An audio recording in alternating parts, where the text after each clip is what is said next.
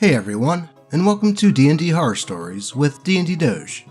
In today's video, we have a story about a group of Dungeons & Dragons players that accused the Dungeon Master of having, let's say, relations with his cousin. Then, we have a story about a player's cringy introduction to tabletop RPGs. But before we get into those, here's a kitty to get our wholesome levels up, before we bring them right back down again. Hi, I'm Nipsey. I like it when you like the video. There we go. Now I think we are ready for some DnD horror stories.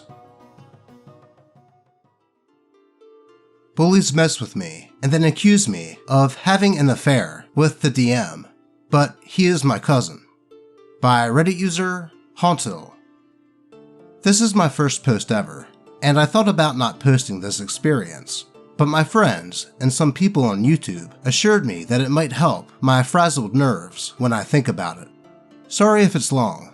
I'm on my phone, and hopefully the tag isn't wrong. For this story, there's me, the DM, my cousin. It becomes important for later. And 3 players, Cleric, Paladin, and Druid. It begins when I learned that my oldest cousin actually DMs D&D from time to time. And he learned that I have an interest in it and invited me to a one-shot as part of my belated birthday present from him this year. I agreed, and we worked out a day to play. The one-shot's purpose was to teach us how to play with 5th edition's rules if we got invited to other games, which is handy, especially for me. Also, he just had a lot going on in real life that he couldn't make it into multiple sessions at a time.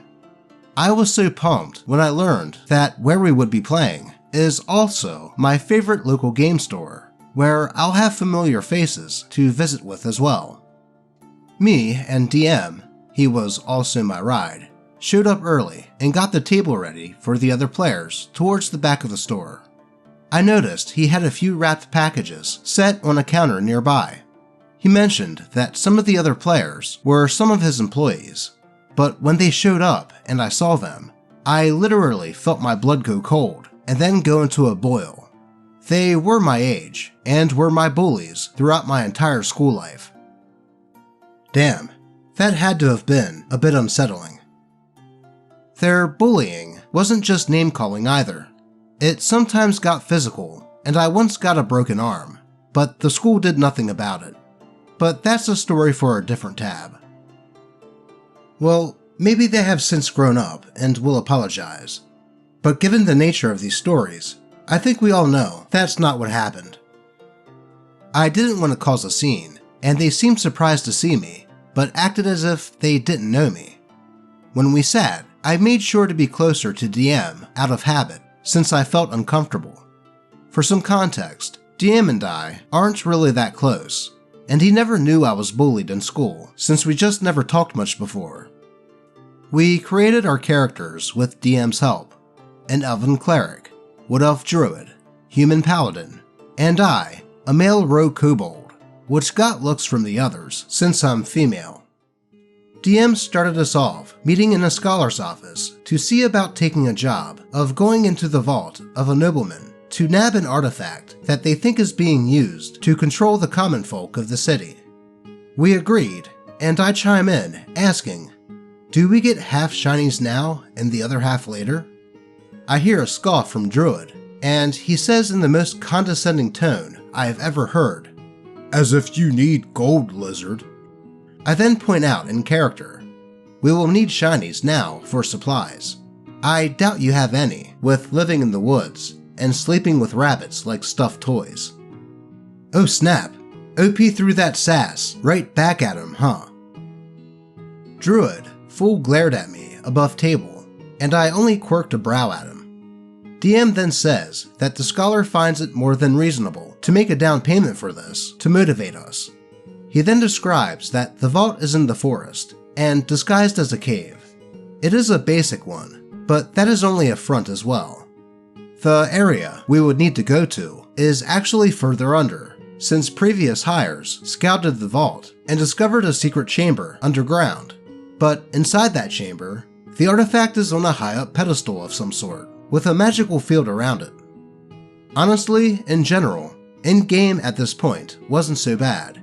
Aside from being glared at by a druid, I had hoped that these guys grew up over the years. Oh boy, was I wrong. So very wrong. We began to make our journey to the vault after Cleric got some valuable information from the nobleman's maid. During the entire trek, the trio would make snide comments about my kobold, such as, "I'm surprised that a lizard could actually do anything other than be target practice," and any attempts of me just having casual and friendly conversations with them is immediately shot down. Well, perhaps they could just be role-playing, as kobolds are usually seen as enemies in D&D, but something tells me that there is more to this than just role-playing. Or they decide to steal my items. I had bad luck with the dice, and Paladin took my potions, saying, "These are for people, not animals." And instead of tucking them into his own pack, he smashed them on the ground. Yeah, definitely more to this than just role-playing. That is just a straight-up dick move. I was beyond angry, because not only did he break my healing potions, one of them was an invisibility potion meant for the heist. They're all smirking after the potions are smashed. DM spoke up after seeing how angry I was getting, and said, "If you do anything else like that, you're kicked from the table. No exceptions, Paladin. This is supposed to be fun, not irritating." Well, then, if the DM was stern enough to say that to that player, he should have retconned the whole thing. Though, that is just my opinion anyways. They all nodded, but glared at me again for being scolded. DM is doing his best to not be biased to anyone, but I know he isn't the type to put up with any unnecessary BS, like what Paladin pulled. After that, the trek is uneventful and silent. That is, until we stumble on a group of guards that decided to play hooky rather than guard the vault that they were supposed to. I initially tried to convince them that we were just passing through, while also subtly trying to ask which way they came from. Then, Cleric butted in and said, "Don't listen to the monkey lizard, it doesn't know any better." And after a failed deception roll from Cleric, since he took over the conversation, we roll initiative. Unfortunately, I got the lowest roll, so my turn is also after the enemies. We're all learning our attack and damage rolls, and what dice to use as we go. I use my turn to take cover, so I can try and flank the guards. When Paladin's turn came about, he would move to where I was and be almost right on top of me, and would say, "Oops," sarcastically, when his character would donkey kick mine for no reason. DM then said, "It would be helpful if you weren't right on top of Rogue. These guys know spells." Well, at this point, it should have been obvious to DM that these players were intentionally doing things to make the game unpleasant for OP. But let's see where this goes. He tried to say that it was the best vantage point for him of the enemies, but it sure as heck wasn't. When it was the enemy's turn, Paladin made sure to get their attention, and one of these enemies was a wizard. The wizard cast Fireball, and I have to make a saving throw, which I fail and get hit. The entire combat instance was like this. When I moved, either Paladin or Druid would be on top of me, and mainly try to get the wizard's attention to cast an AoE spell to hit me as well. Thankfully, DM caught onto what they were doing, and made the wizard retreat to the vault to protect it, leaving us with only the melee guards. There were only 3 of them, and we took care of them fairly okay, despite the others not helping much. After the combat, I tried to get Cleric to heal me, since he refused to in combat. All of my potions were smashed by Paladin, so I had to go to him. He smirked and said I had to beg. I glare at him, and DM calls for a small break. Yeah, at this point, DM should realize that the other players are being unnecessarily aggro to OP. Perhaps he needed a break to figure out how to get the other players to stop being such dicks.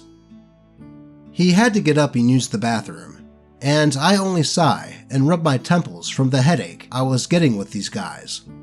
Then I get asked the most outrageous question I was ever asked by a druid. "Are you effing DM?" What? Where the heck did that come from? I was so caught off guard that I choked on my drink, and once I got my breath back, I asked, "I'm sorry, but what?" Druid repeated his question. "Are you too stupid to hear right? I asked if you're effing him." Me. Now, what on God's green earth makes you think that of all things? This is when Paladin chimes in. "We saw how you got closer to him. He's married. Are you that much of a whore?" Well, that is certainly an out-of-nowhere accusation. With all of this, I just began to laugh, which seemed to only irritate them. One of them threatened to call DM's wife and tell them about this supposed affair, but I got my phone out and said, "I'll do it for you guys." Yep, I have DM's wife's number programmed in my phone. It rang a few times, and she answered, and even asked how the session was going. I had the phone on speaker, and then I said, "It's going okay, wife. Hey, did you know that I'm apparently having an affair with your husband?" She was confused, and then Druid tried to spin a tale about how they found out about it, but even she began to laugh very loudly. This also upset them, and Cleric went to the packages that DM brought. One of them has my name on it, and he throws the package outside and into the street before I could try to stop him. It's a very busy street, since we're the heart of our city, and the package got crushed by passing cars. Holy crap, did Stephen King write these bullies? I was honestly more shocked that they were being so childish. I asked them, "Did you guys ever grow up after high school?" Wife was still laughing over the speaker. Then DM came back and quirked a brow and asked what was going on. Wife answered while still laughing and said, "Babe, these guys actually think you and Rogue are sleeping together." She then hung up. Well, I bet they had egg on their faces. DM's face is bright red when he looks at them and says with a sharp tone, "Rogue is my cousin. Why in the F would you guys even think that we were sleeping together? You think that low of her and me?" They're all trying to look away from him now that they knew they crossed his line. Then he looked at the packages and notices mine was gone. I told him what happened, and he was livid in a way I have never seen. He told them to get up and that they needed to have a talk outside. I was left at the table and felt a little awkward, but I decided to look around the store and catch up with the owner. Even got a picture with their life-size statue of Deadpool. DM eventually came back inside, but he was alone. I sat with him, and he said, "I'm so sorry. I didn't know they were your bullies in school.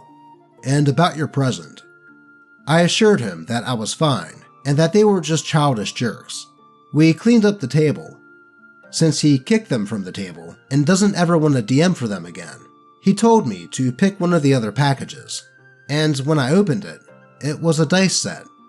He then explained that he got one for everyone for their own games, but that he's not going to give the others theirs for how they treated me and insulted him. He asked if I still wanted to play any settings with him, and I said yes, but not with them. He smiled and said that he has a couple homebrews in mind, and I would get to pick which one I want to play when he has everything set. He revealed just last week that the settings are either Dark Sun or a G.I. Joe homebrew. I instantly picked G.I. Joe, and my friends and the guy on YouTube were right. I feel a little better typing this out. Well, talk about an awkward situation that could have been avoided if the players that were OP's bullies in school just matured like normal people, and even, I don't know, apologized for how they treated OP. But apparently, seeing OP just made them want to continue their ways. Then to accuse her of having an affair with the DM who was her cousin is just psychotic.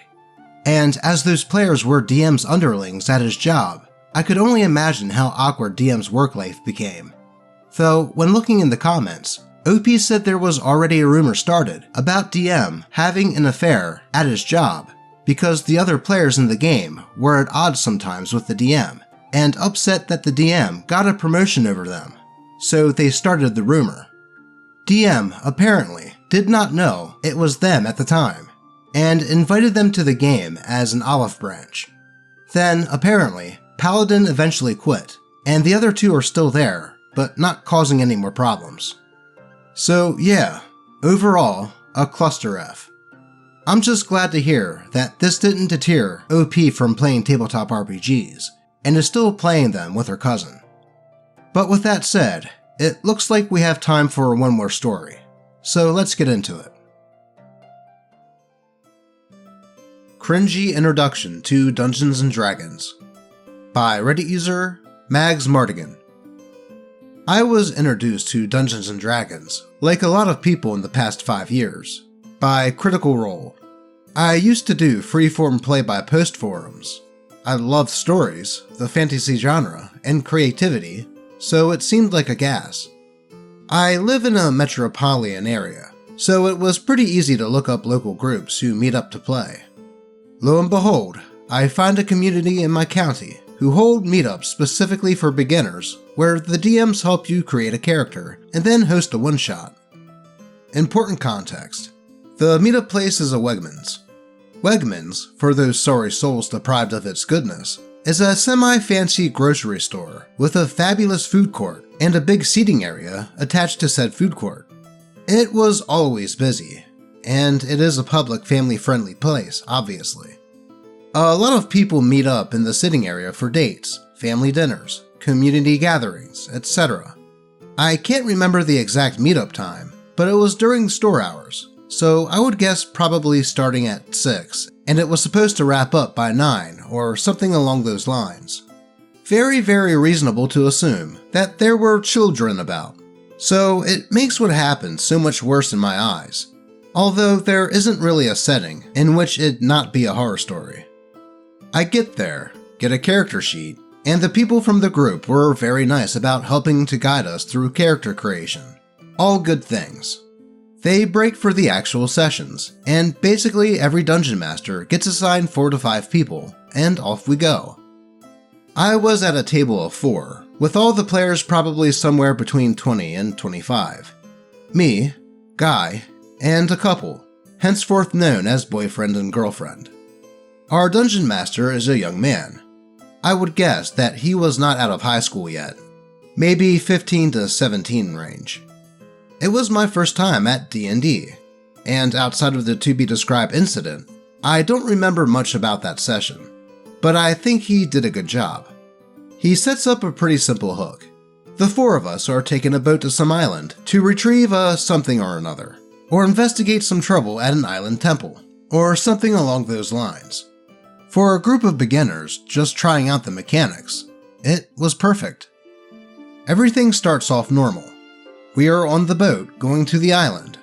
Girlfriend is a little overbearing, and boyfriend has the idea that classes equal personality.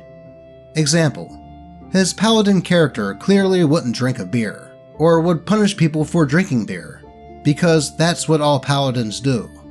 Still, nothing actually bad. We roleplay a little stiltedly, because we're mostly a group of strangers. Do some social checks after chatting with the ship captain, and get a feel for those mechanics. So far, all good. Then, the dungeon master drops a simple offhand comment about the cabin boy or cabin girl coming to collect us to show us our berth, and the clear, to me, intention is that we were going to bed and wake up when we're close to the island. Though Guy, apparently, was not done socializing. He asks for a description of the cabin boy or cabin girl. We'd asked for some extra descriptions before, so it wasn't an immediate red flag. So the DM describes the individual, and Guy immediately jumps in with asking whether or not it seemed like the cabin boy or girl was available for sexual favors, and wanted to make it clear to the captain that he'd like to borrow the cabin boy or girl for the night. all said with a grin, like he was just funnying around. My friends, I could not believe this was happening. A part of me felt that I must just be mishearing or misunderstanding what he was getting at, as if it could somehow be interpreted otherwise. The dungeon master is clearly thrown off too, and tries to just be like, "No, they're just a young person helping the captain."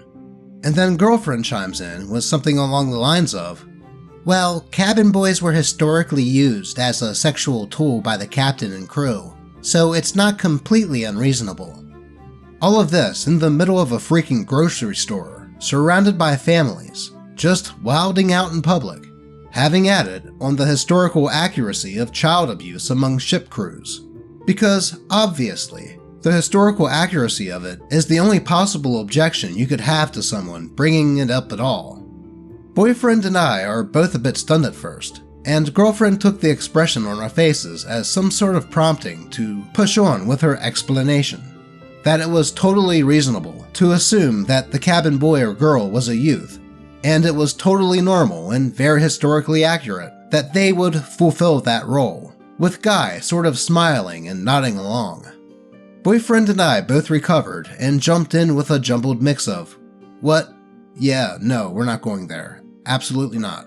Shush."